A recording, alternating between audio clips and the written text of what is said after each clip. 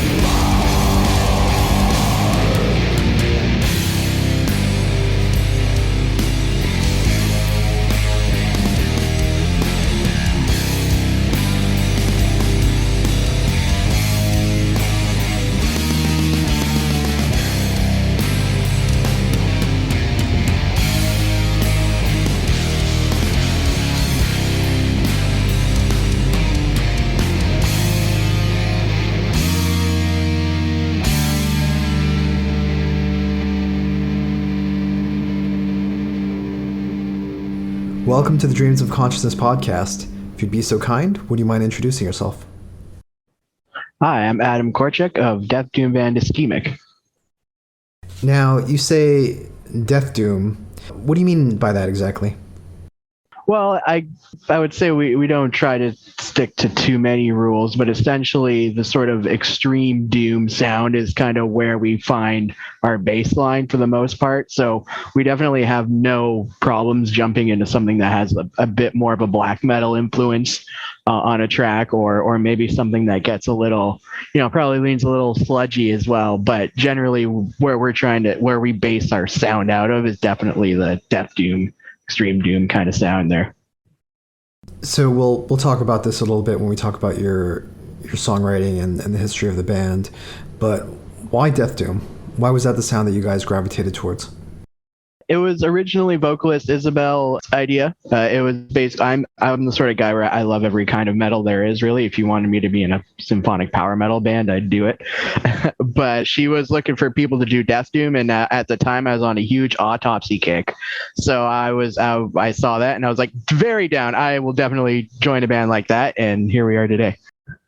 And as far as the black metal influence, would you say that, at least with your most recent recordings, that atmosphere is a big part of your sound? We definitely went a lot more for that on this album for sure. Atmosphere has definitely been there for us, but I think on this album, especially the last track, Scattering, we definitely tried to have more kind of bleak but also dreamy sort of atmospheres on a few of the tracks. So we'll get to this latest release in a little while. You mentioned the band was put together with yourself and vocalist Isabella. Can you tell me a little bit more about how you guys met and what the early years of the band were like?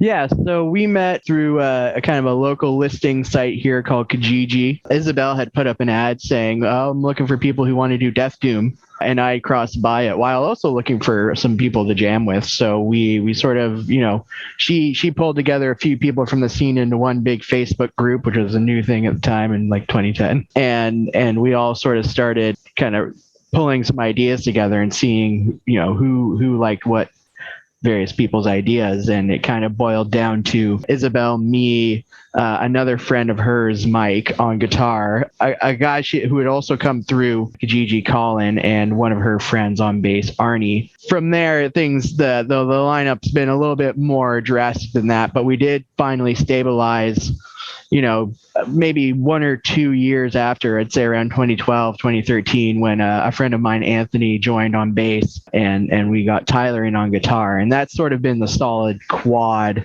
practicing out of rehearsal factories, which are like local rentable spaces for jamming and such around here. And kind of, just coming up with ideas and, a lot of stuff I put forward at first, but, Ty's obviously, as he's come into the band more, has also put forward a lot of ideas as well. So just a lot of, working off, structure, like skeleton structures that I just kind of jam out and record on my phone at home off my amp and kind of bring forth and jam on that and then pull together what we could from that. Now, for those early recordings, what was your songwriting process like, and how soon did you get a sense that the music you were making was the music that you guys wanted to do? I think the first, like the most of the songs, the way they tend to work is that I'll come in with basically a finished sort of song idea. Like I'll have, basically the gist of how I want it to start and end, and where I want, say like a big epic riff or something like that ends out the song.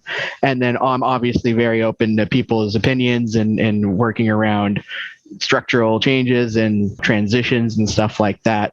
So a lot of it is, just kind of dissecting what I have and then doing the musical math of it and being like, it doesn't make sense for this to go this many times and such like that. I think we've pretty much everyone's gone into this knowing that, like we're going to stick to a more extreme doom sound, but like anything that they want to do within that realm, they're allowed to play with. Where, it's one of those, as long as it sounds good, it sounds good. Like our second EP has a straight up just like black punk song because we had so much fun with it that we're like, let's keep it on there. It's simple, put it in. But I think even when the first song that I pulled together for the for the band, which was the heaviest of burdens. Playing with those sort of slower death, slower riffing or the slower drumming to more death metally parts. I think everyone had a lot of fun with being able to move around, but also not be as demanding on what they have to do and worry about extreme precision, like in a lot of like the technical death metals and stuff like that, and also having time where it's just head bobbing slow doom bits, a chance to drink a beer and stuff like that. So I think the fact that everyone came in already liking the genre as well, I think helped. So yeah, it's the fact that we still had fun with it going this far in, I think is probably a good indicator that we hit the nail on the head for the kind of music we like to make as artists. Now, are you still handling the bulk of the songwriting? I'd say it's split down the middle now. Like Ty definitely, because there was about 4 songs written when Ty came in, and so I was kind of the habit was mainly me pushing stuff. But in the last 2 or 3 records, he's definitely started pushing more ideas in, and I'm very open to stuff. And he plays a little bit more in a kind of weird jazzy style than me. So it takes a little getting used to for me, but he had to get used to my songwriting too. So I'd say now it's kind of merged more to a 50-50 kind of thing. Now, I mean, people can hear this from the releases that you have a bunch on your Bandcamp page, but your songwriting and your sound has evolved throughout the years. How much of that was intentional and how much of that was just you guys getting to know each other as musicians and as collaborators? It's kind of a cop-out, but a bit of both. There's definitely, songs you can hear where it's like definitely something I put forward, or some of the first songs Ty brought forward, you can tell were very different from the group together. They worked in, where they fit, but you can kind of pick them out. Nowadays, I think also with just the recording process and going through that and kind of thinking, okay, well, am I really going to want to do this like 19 times for a super long bit? Or, just seeing the way people react to some songs, I think has also played probably the slightly bigger role. Like, I think me and Ty came in on like a pretty amicable level of like the way we jam. Like we definitely kind of go to the same place riff wise. So as much as we've melded our songwriting around each other, it wasn't like that big of a hassle to get around. So I would say just, the practical audience response in conjunction with the recording process and how these things are actually going to be done when they're put on an album is the main evolving factor, I'd say. So we didn't mention your drummer, Kamble, but I should mention that Kamble has been on this podcast before. I spoke to him, I believe, 6 to 8 weeks ago. Yeah. About his other band, Verum. How did Kamble end up joining the band? Kamble joined, so I guess I feel that I should have mentioned him in that first lineup solidification. But he joined about almost 2 years ago now, after our longtime drummer Chris Orr had left. Because he was always a friend of the band. Like we've been friends with him since probably 2014 around there. So, and he had been teaching himself drums. And when he was like, hey, I like your guys' band, I'd like to come in on drums, we were like, step right in, come. And knowing how amazing Moore's Verum is and how proficient he is at pulling songs together and doing the kind of stuff that we like to do. He was on the same page musically and everything. So he's been a great addition to the band. And yeah, he got in, he nailed it. He was great technically and melded right in immediately. Now, does Kamble give a lot of input on the songwriting and the arrangement of the songs? So with the recording of our last album, half the songs were kind of done, so he didn't quite get the chance to input as much as he wanted. I think he did a little bit, but he's also kind of in the state where, with him doing Moore's Verum and all this stuff, he's used to being the guy to pull everything together. So he's kind of said to himself, like, I only let myself do too much, or then I'll just start pulling it into my own direction. And then, the democracy falls apart or whatever. That's what he said, at least. But now that we're starting to do some writing again, he's definitely a very good, I'd say, producer role, like saying, keep doing that riff that many times, and he is starting to put forward some creative ideas that were some song ideas that we're very curious to and excited to start working on. But it's very early in the process now to say truly, I guess. But I'm totally open to everything that he's willing to put forward, and so far what he has put forward is really good. So.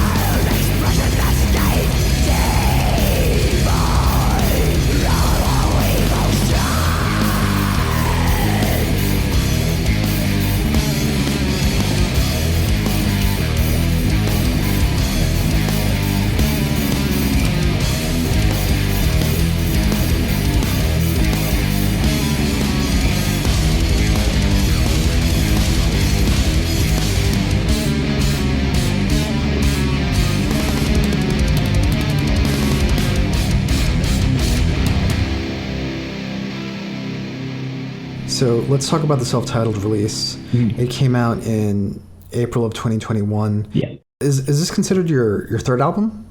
It's our second full length. Our EP, All Paths Lead Nowhere, we kind of in colloquial terms will call it a full album just because of how many tracks are on there. But in reality, it was treated as an EP when it came out, and I certainly don't think those songs are done justice on that album. So it is technically, I would say, our second full length. Okay. So let's talk about your second album, the self-titled. Mm-hmm. Tell me about when you guys started working on this and how the songs came together. So I guess I'll start with the first one to get written, which was Crawl Out of Hell. And that was the last song I wrote before Ty had joined the band. At the time, I was very into that sort of crushing, like, I wouldn't say sludge bands, but like the band Conan, kind of these bands who are figuring out how to marry doom in the modern heavier sense of today without being a stoner doom or sludge band, and also like Celtic Frost, Monotheist, and the Triptychon, stuff like that. So I was very much in kind of doom without that bluesy influence, right? Yes, exactly, precisely. So it was trying to be that super heavy, and so throwing in a lot of death metal into that as well. But I always like to be in the middle of the kind of death dooms. Like death doom can be very just visceral and heavy and bleak, but can also sometimes you have stuff like Paradise Lost or Catatonia that can put in some melody. So trying to hit a middle ground with that song, but you do hear some of Ty's leads that add on to that a lot in those atmospheres. So did you start working on this during the pandemic? This album, yes. This album would have been during the pandemic. This song that I'm referring to, Crawl, was way back in like 2010. But this album was recorded right through the height of, well, I guess I can't really say, but when it was first really shut down here, we had to kind of stop what we were doing for a little while and kind of get back to it a few months later, because everything had been totally shut down and couldn't rent equipment or anything like that. So give me the timeline. Obviously, Crawl is a much older song, but did you start working on the album before the lockdowns and then continue working on it on your own? We had pulled together, like the songwriting had been going on before the lockdown. I think we were going to probably do a few more songs for this album, but then when it we had kind of pulled together what we had for the time and figured, okay, well, let's record what we have, save other stuff for the future. So it was kind of we had started a songwriting process, and also we knew we wanted to bring back Crawl, and then we had the three other songs that we've started writing a little bit before I would say Illusion of Humanity. We had first started writing when Chris Orr was still in the band, right before Kamble joined.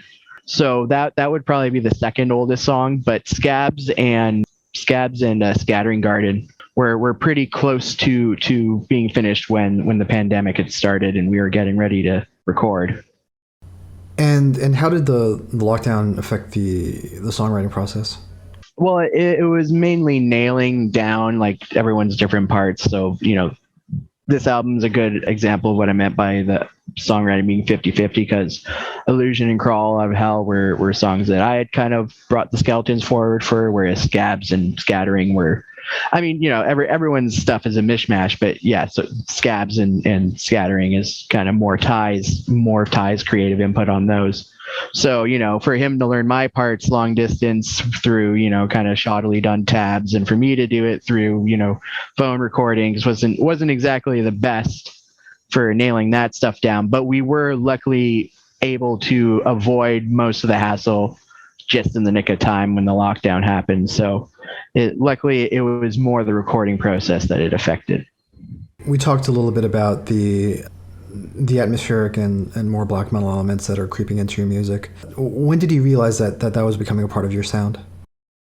It sort of had little hints of it here and there from the beginning of the band, I'd say. So one of our fourth song, Frigid, also kind of had touched into little black metal bits. It's almost kind of like it visits me every once in a while, and then I'm like, oh, I'm getting a little too in that direction, and then I kind of self-acclimate to more doomy or death metal acclimated stuff. Not that I don't love black metal, I do, but it does tend to show up every once in a while to sort of be that melodic, gloomier, melodic and maybe melancholic kind of track for those sets. Like on the first full length, Erasmus is a very kind of black metal orientated song, and also like the more melodic and kind of catchier song on that album too. So on this album, I'd say it was much more in the, I'd say, atmosphere and mood that it inspired a bit more of that kind of stuff. As far as the evolution of your sound, we touched on this a little bit as far as, intention versus things naturally happening. Mm-hmm. But is this something that you look forward to, like your sound continually evolving, or are you searching for sound to land on and you haven't reached it yet, or have you reached it? It's hard to say. I'm definitely excited to see where things go, because I feel like every album has definitely got its own charm and turns into something that I never thought it would. At the same time, I do always feel like my goal with this band is to be that perfect middle ground of the sort of like I said, the more kind of brutal, kind of gorier death doom stuff like Autopsy and Asphyx and stuff like that, and kind of be the perfect middle ground between that and Catatonia and Swallow the Sun and the early Amorphous stuff, and kind of be able to hit that perfect middle ground of very heavy and violent and visceral, but also having the melody and the melancholy and sort of, yes, even some of the more catchier aspects of those. And I feel I've hit the good. I don't know if I've ever hit that perfect extreme. I feel like certain songs have hit that good middle ground well, but it is something that I am still constantly striving to do, for sure. That is kind of my goal.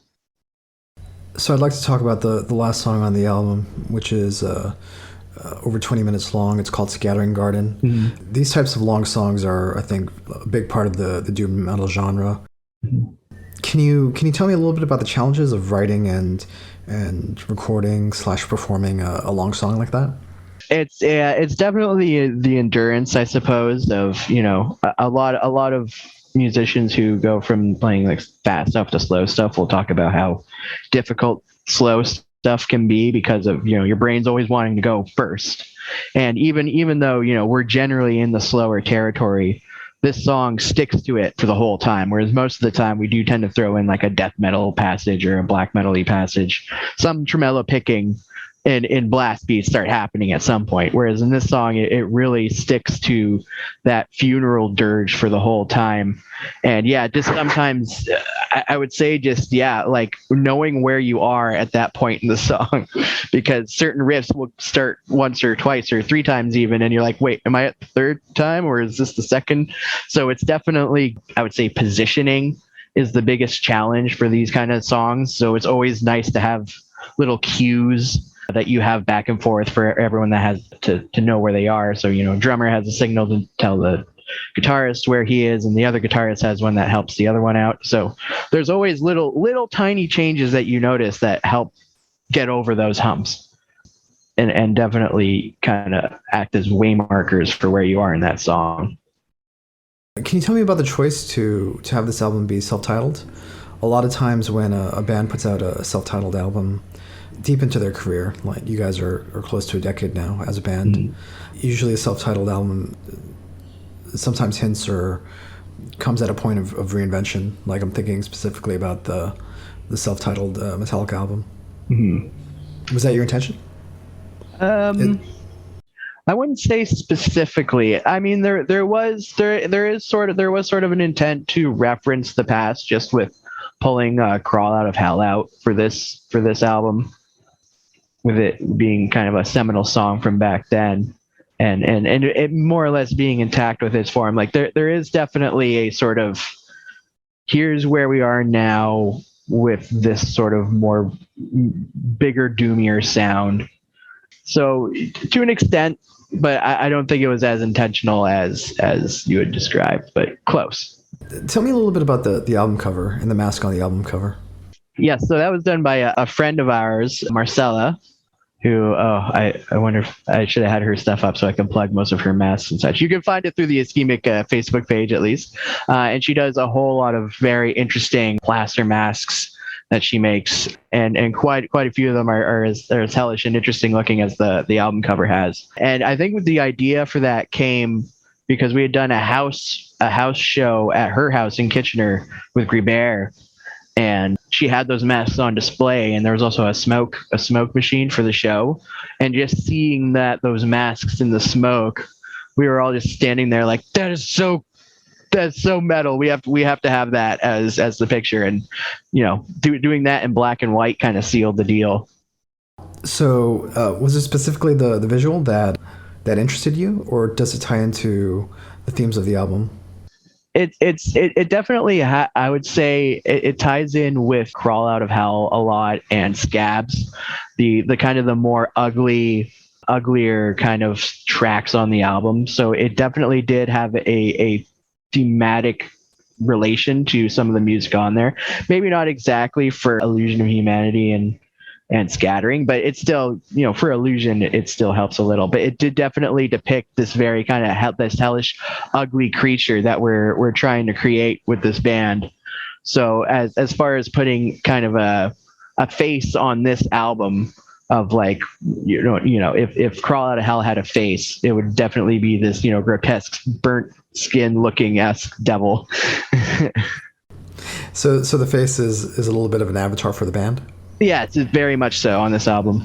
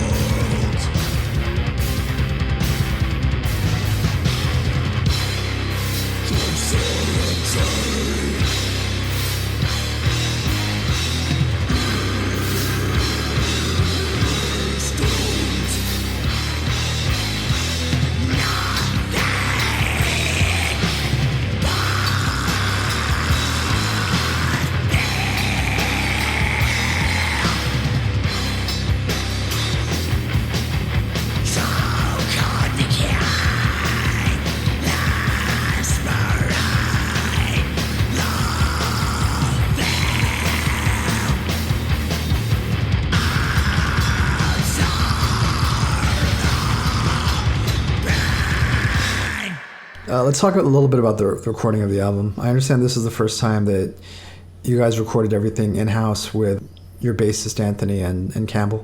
Essentially, Anthony had done one of the demos at Rehearsal Factory before, but yeah, this was the first time that it was entirely self-utilized. Can you tell me a little bit about the recording process and how the COVID lockdowns affected that?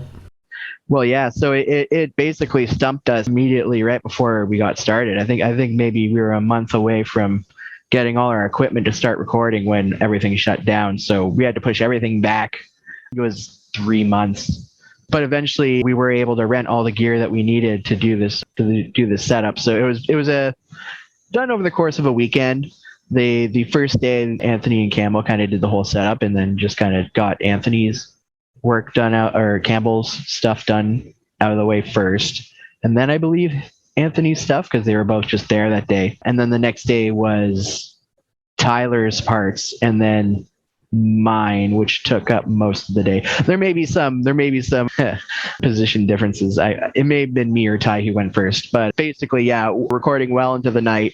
A few times, Kamble just picking up the guitar and doing a few of the simpler riffs while we went to the bathroom just to get it over and done with. But he's so good and such a perfect mimic that you can't even tell. Really, he's also a great guitarist, so not that you would notice, but. Yeah, it was, a fun weekend of work, basically, but with a bit of a time crunch because of having to get the gear back pretty quickly. But other than that. Now, as you guys were entering the mixing process, did you already have a sense that you wanted this album to be a little bit more atmospheric and a little bit more black metal than your previous releases? Yeah, there was definitely an understanding that we had to have a lot of, kind of like cloudy headspace and some pretty big open spaces for it to have, let that kind of mist and atmosphere flow through. So it was, another thing that we really trusted Topon from Fuck the Facts, who does great work in that regard. We knew we could trust him with that sort of layering as well. Yeah, let's talk a little bit about Topon's contributions to the album. Mm-hmm. Topon mastered this, and you guys have worked with him before, right? Yeah, we had him for the previous album, Stagnation and Woe, and he just absolutely knocked it out of the park for, what was left to work on. Obviously, it's, but just totally was able, again, even though this album is a little bit more, like I said, on the more kind of dirging, darker kind of side of heavier doom, he was able to perfectly kind of pinpoint that, like I said, that open space and that cloudy atmosphere and throw that in there. So would you say that that's the biggest contribution Topon made to this album in terms of mastering?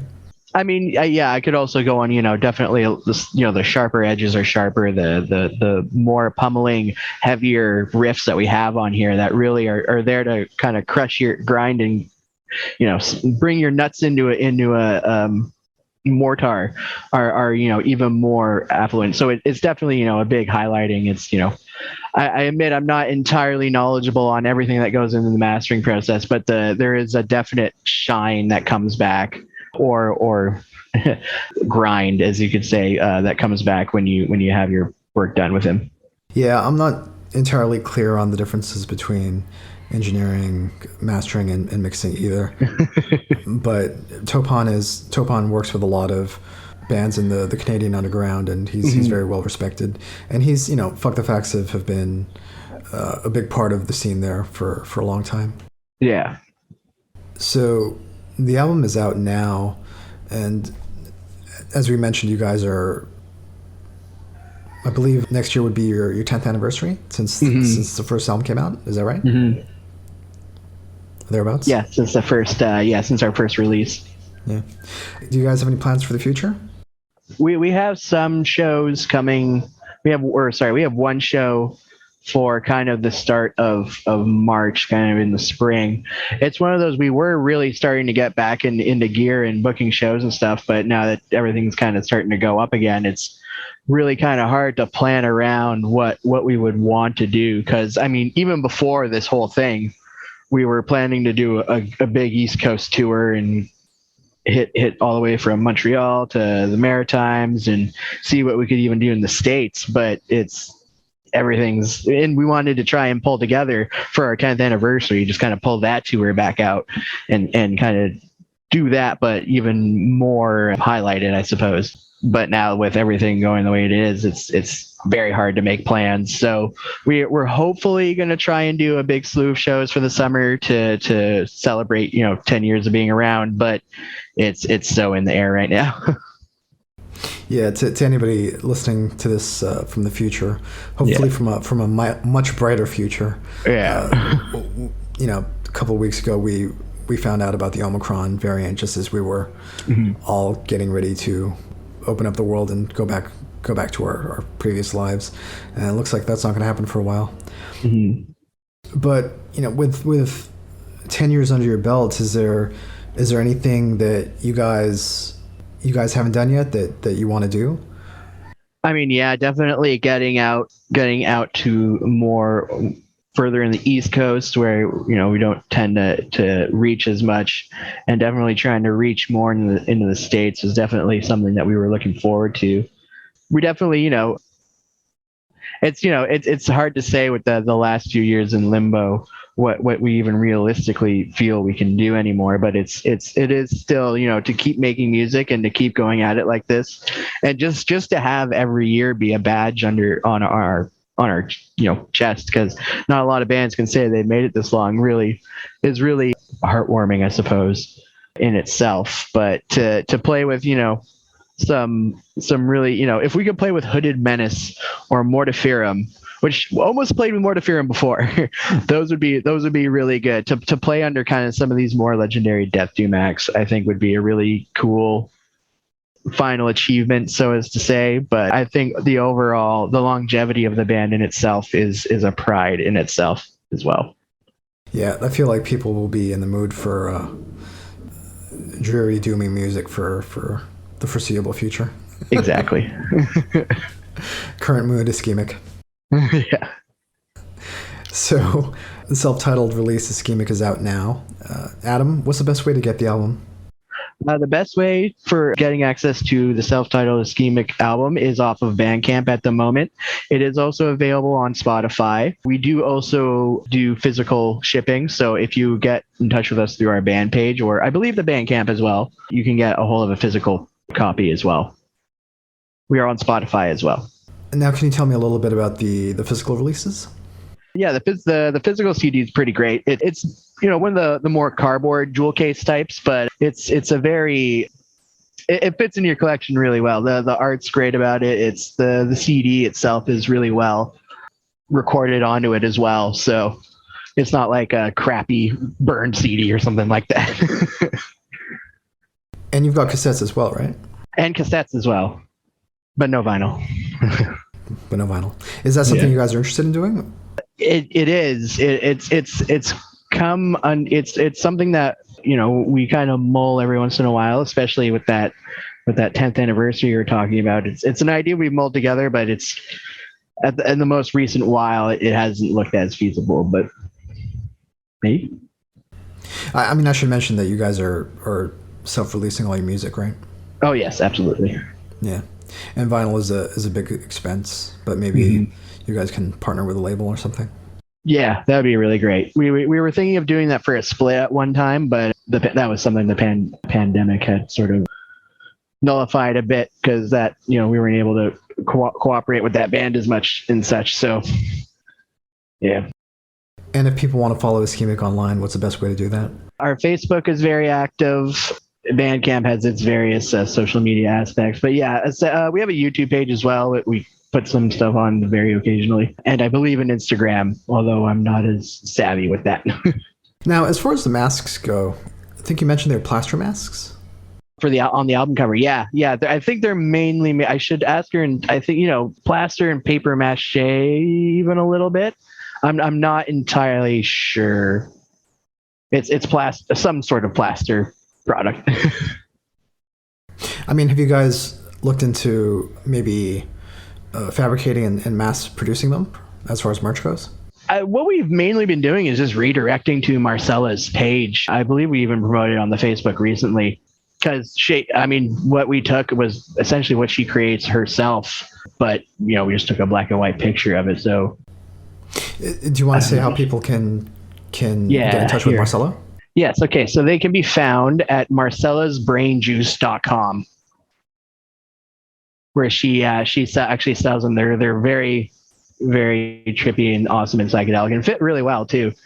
So yeah, marcellasbrainjuice.com, MarcellasBrainjuice. No crazy spellings or anything. Cool.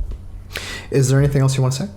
No, just thanks for being interested in the band and all of, we'll have to thank you for finding Kamble and finding us. Definitely cool to know there's interest in us on that part of the world. So I just wish you good luck and great days.